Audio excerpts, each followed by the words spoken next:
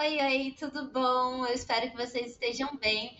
Hoje, na aula 4 do curso de Letramento Racial e Introdução à Filosofia Africana, a gente vai estar trabalhando com o texto da Tiffany Barber. O texto da Tiffany Barber, ele traz o nome Gramática Ciborgue, lendo o Anjet Mutu através de Kindred.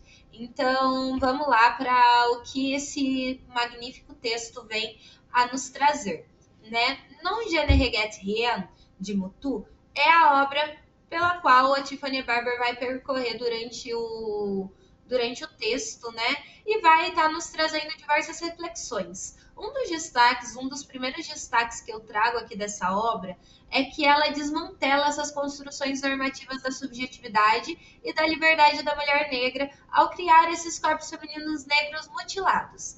Esses corpos negros femininos mutilados, os quais a Tiffany Barber descreve, né, se refere no decorrer do texto dela, são esses corpos negros aos quais a Mutu ela registra dentro da sua obra. Então, nessa obra, por exemplo, que é Non je ne regrette rien, nós podemos ver muito claramente a vulva, as pernas, uma engrenagem, a gente pode ver o que parece ser uma cobra, mas ao mesmo tempo é um rosto. Então, como que a gente pode vislumbrar todas essas facetas, né? A gente pode pensar nessa cobra enquanto uma trompa uterina também. Então, quais que são os caminhos pelos quais a gente pode potencializar essa obra, né? Aqui a gente também observa como ela traz muito presente os pelos pubianos e a vagina enquanto esse encontro ancestral, né? Enquanto esse portal ancestral de ruptura com essas normatividades colonizadoras, né, dessa subjetividade colonizada.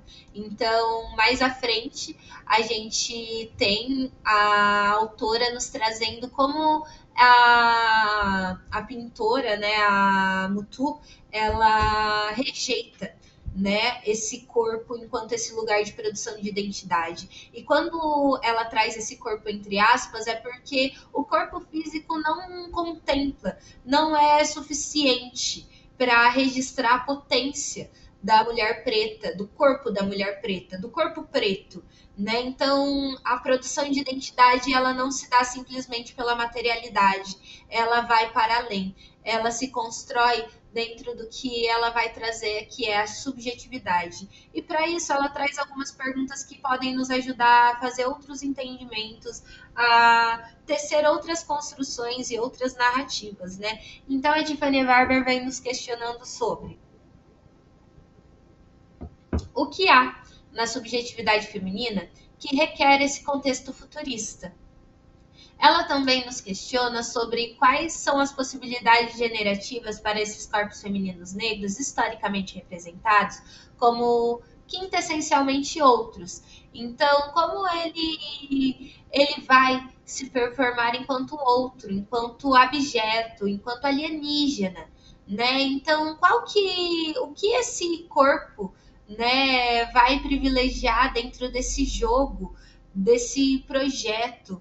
Que, em última análise, produz corpos femininos negros desmembrados, né? E como que nós vamos conseguir entender a subjetividade presente dentro das obras da Mutu, né?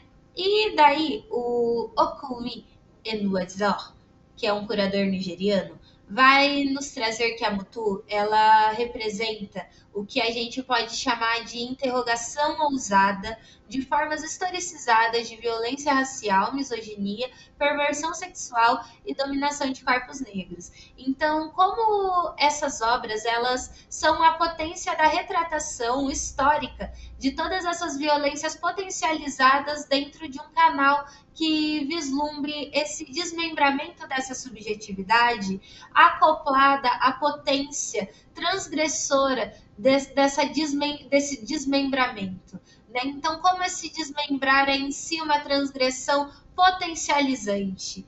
E como daí nós vamos entender esses corpos dessas mulheres negras são essa encruzilhada do material não materializado, dessa subjetividade que permeia a carne, de uma subjetividade que atravessa e se carnifica, né, se transforma em carne, uma subjetividade que se encruzilha dentro desse corpo, que quando vamos entrando dentro da obra da Octavia Butler, vamos encontrando outros caminhos, vamos encontrando a Dana, que vai nos ajudar a entender como essas mulheres negras sem nome, que são fugitivas imóveis, que viajam e carregam consigo essa alteridade perigosa e não colonizável, incompreensível e inerente, atravessam o tempo e como essa não colonização dos nossos corpos, ela também atravessa o tempo.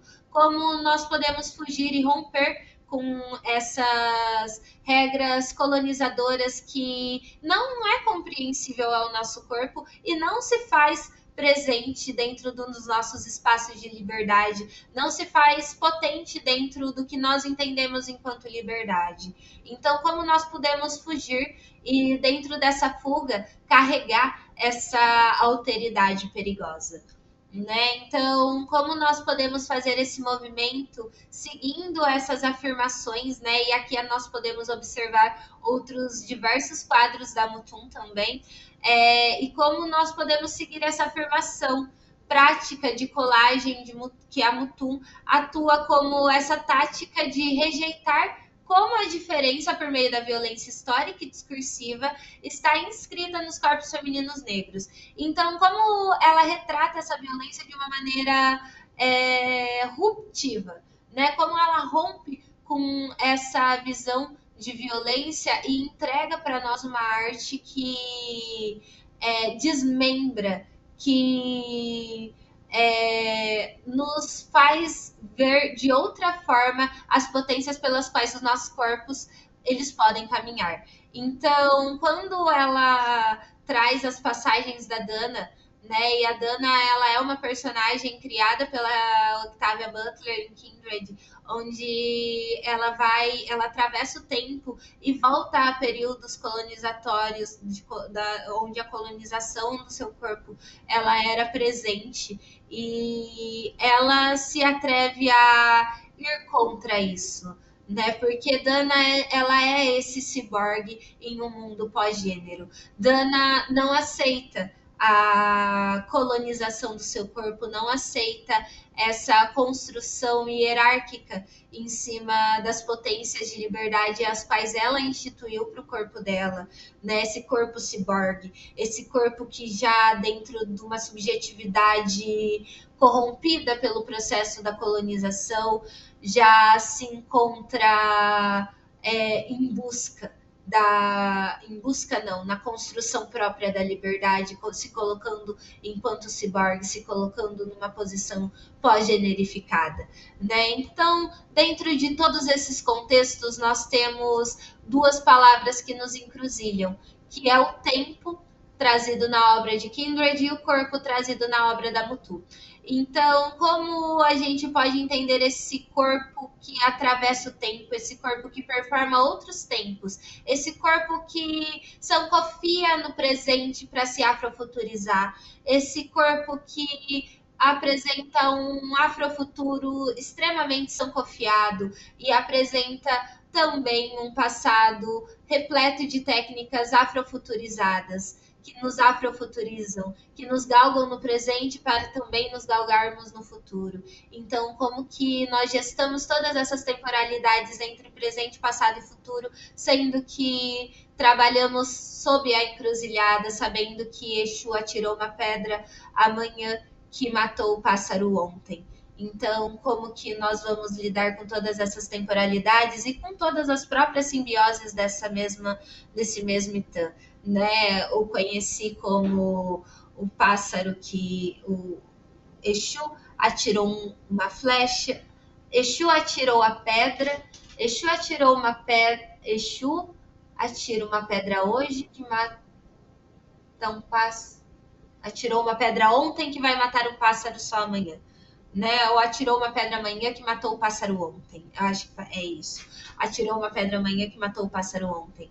Mas, enfim, dentro de todas essas brincadeiras que a encruzilhada nos proporciona, e essa própria brincadeira que Exu acabou de fazer aqui comigo.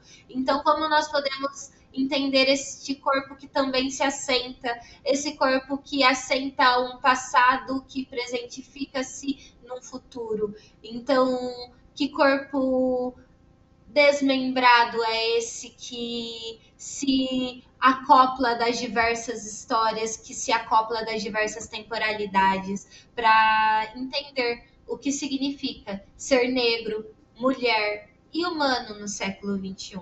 E essa é a pergunta que eu deixo para vocês, essa é a pergunta que nós encerramos nosso encontro assíncrono aqui, e como nós podemos nos encontrar futuramente dentro desse mesmo entendimento, dentro dessa mesma comunhão, dentro desse mesmo AG1.